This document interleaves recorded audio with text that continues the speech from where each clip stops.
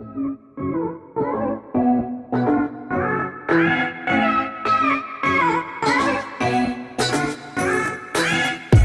virus du SARS-CoV-2 a-t-il été créé par l'homme? Tous les éléments pour en juger.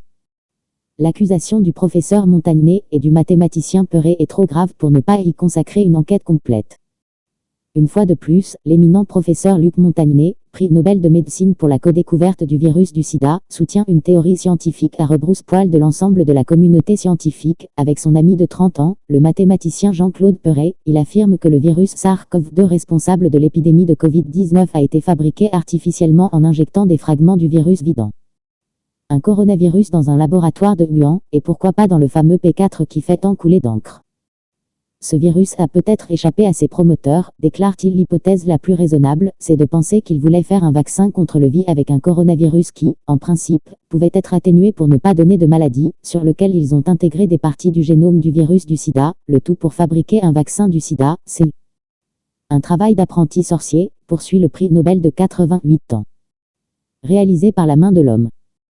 L'accusation est grave et mérite qu'on s'y penche avec sérieux, pas question de l'écarter d'un haussement d'épaule. La théorie de Luc Montagné repose sur le travail de Jean-Claude Perret, un mathématicien de 72 ans qui fut un pionnier de la neuroinformatique dans les années 1980, c'est-à-dire de l'intelligence artificielle. Depuis 30 ans, selon ses dires, il poursuit des travaux sur la structure numérique de l'ADN sous l'œil intéressé de Luc Montagné. Le mois dernier, il publie, dans la revue scientifique en ligne internationale Journal of Research Grand Aleya, un article intitulé Wuhan Covid-19 synthétique origine en évolution. Nous le sommes après une savante analyse de l'évolution génomique des coronavirus, et du SARS-CoV-2 en particulier. Perret étudie le génome de ce dernier et y identifie des fragments étrangers. Voici ce qu'il écrit en guise de conclusion. Nous venons de démontrer que ce génome du Covid-19 contient une insertion de 6 régions stratégiques du VIH, concentrées dans un mini-espace représentant moins de 1% de la longueur du génome. Il poursuit en indiquant que la disposition symétrique de ces fragments renforce l'idée que leur insertion a été synthétique, c'est-à-dire réalisée par la main de l'homme. Un journal non référencé. Avant de demander leur avis sur cette théorie à des virologues respectés, un petit mot sur la revue scientifique dans laquelle Perret a publié son article. Comme on le sait, la procédure habituelle utilisée par toutes les revues sérieuses est de faire relire chaque papier qui leur est soumis par un collège de pairs afin de vérifier son sérieux avant publication. Ça, c'est la procédure habituelle, mais il existe aussi des centaines de revues, et maintenant de sites du web, qui accueillent les travaux scientifiques sans relecture. Nous avons demandé à Éric Leroy, spécialiste de la virologie tropicale, à lire ce qu'il faut penser de la revue indienne en ligne internationale Journal of Research Grand Aleya. Sa réponse est nette, le journal en question n'est pas référencé dans la base internationale des revues scientifiques. La publication de ce Perret n'a donc pas été lue et jugée par ses pairs, et d'ajouter qu'elle n'a pas du tout été écrite dans le format classique et habituel. Passons au fond de l'affaire. Faut-il croire le mathématicien quand il attribue 6 fragments du SARS-CoV-2 à différentes souches de virus VIH? Précisons d'abord qu'il s'agit de fragments minuscules, composés d'une vingtaine de bases, une sorte d'alphabet de 4 lettres qui permettent d'écrire le grand livre de notre génome sur les quelques 30 000 qui composent le génome entier du coronavirus. Pour le chercheur Éric Leroy, trouver de minuscules fragments génomiques identiques à des séquences d'autres virus est très classique. Un génome, c'est extrêmement grand. La comparaison de séquences génomiques pour identifier un virus est habituelle et systématique. On utilise pour cela des algorithmes qui comparent les séquences d'un génome donné, ici, le SARS-CoV-2, à toutes les séquences des génomes du monde vivant connus. Plus on s'intéresse à des séquences courtes, plus on trouvera des séquences analogues à celles d'espèces virales de plus en plus éloignées. On pourrait même trouver des analogies avec de très courtes séquences génomiques de mammifères et de plantes. Le fait du hasard. Deuxième témoignage, celui d'un chercheur en biologie moléculaire au CNRS qui préfère rester dans l'ombre. Honnêtement, ça me paraît vraiment être le fait du hasard de détecter des morceaux d'ARN aussi petits appareillés. Quand il y a des reliquats d'homologie, ça marche sur 100 à 200 bases nucléiques, alors qu'ici ces fragments n'ont que 20 à 25 bases. Jean-Claude Perret aurait considérer le génome de n'importe quelle autre bestiole pour effectuer la comparaison. Il aurait également trouvé de petits fragments homologues, d'autant que les fragments homologues de cette étude ont fait l'objet de cherry picking dans les génomes de 5 souches différentes de VIH et d'un virus équivalent du singe.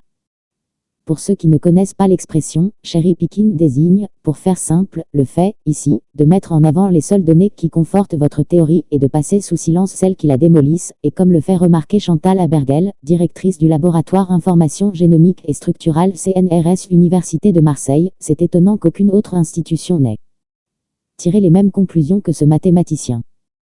Enfin, Jean-Michel Claverie, professeur de médecine de l'Université Aix-Marseille et ex-directeur de l'Institut de microbiologie de la Méditerranée, a pris le temps de comparer la séquence complète du SARS-CoV-2 avec le virus du sida en employant un logiciel qui fait autorité. En utilisant la même taille de fragments ARN, j'ai obtenu une synergie pas significative, j'ai même refait le test avec un virus complètement différent du VI et j'ai trouvé un taux de similitude encore plus élevé. Je suis certain à 100%. Nous avons soumis ces critiques à Jean-Claude Perret, voici sa réponse. Dans un article à venir, nous démontrons avec Luc Montagné qu'il existe bien plus de 6 fragments VI et SIV. Certains sont placés côte à côte avec une précision d'horloger. À la question de savoir pourquoi il est le seul à avoir effectué une telle observation, il répond par une boutade. Ces chercheurs ne sont peut-être pas assez curieux. Quant au choix de la revue indienne, il s'en explique. Elle fait suite à la suppression d'un article déposé en janvier sur Preprint Basel, puis supprimé, malgré sa bonne audience, pour des raisons qu'il vaut mieux ne pas chercher à connaître. Des chercheurs indiens qui trouvaient aussi des vies ont vu aussi leur article supprimé dans Bjorksiv, un autre site américain de Preprint. C'est à la suite de cela que mon article est paru le 23 février 2020 dans la revue indienne. Il a été plus tard reproduit et validé par une PhD de l'université d'Oxford.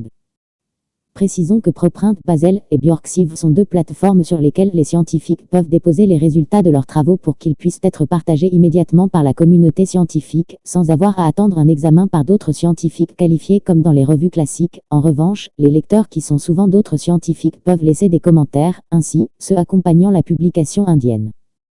Sur Bjorksiv la descend en flèche. Pour autant, Jean-Claude Perret campe fermement sur ses positions. Je suis certain à 100% de mon hypothèse. Notre prochain article le prouvera quand il sera accessible. Pour être totalement complet sur la polémique, il faut reconnaître que la conception d'un vaccin en utilisant un coronavirus inactivé comme vecteur et sur lequel on aurait greffé des fragments du virus du VI afin de déclencher une réaction immunitaire est belle et bien étudiée depuis plusieurs années. Certains laboratoires seraient-ils passés à la pratique en catimini.